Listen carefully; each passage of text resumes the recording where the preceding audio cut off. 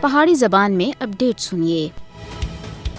18 فروری 2007 او خونی تیڑا ہے جتوں ہندو دہشت گرداں سن سمجھوتا ایکسپریس ٹرین وچ بام نصب کیتا جڑا ایک زوردار دھماکے نال پھٹ گیا تے اس بدنصیب ٹرین وچ سوار 68 بے تقصیر بندے لقمہ اجل ہو گئے، جنہاں وچ اکثریت پاکستانیاں دی سی۔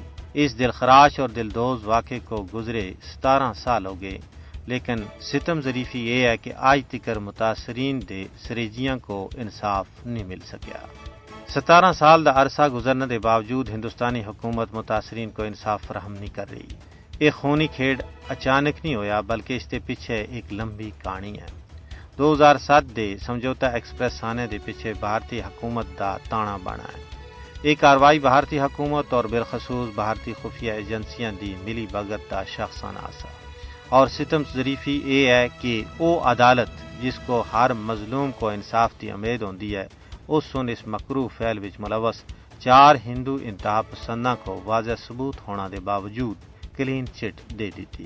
متاثرین نال یہ نا انصافی ہوئی کہ 4 چوٹی دے مجرماں کو انہاں دے ہندو کنیکشن دی وجہ نال بری الزما قرار دے دتا گیا۔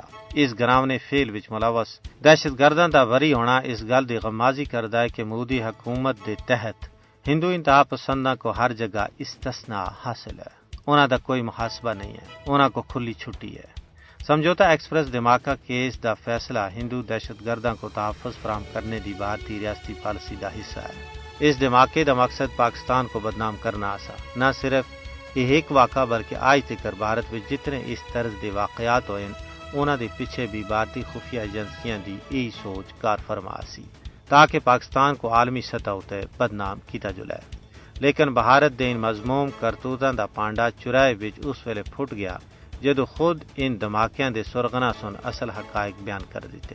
دنیا کو شاید ہن ایک گل سمجھنے وچ چر نہ لگ سی کہ خرمن امن کو اگ لانے وچ کس دا کردار ہے۔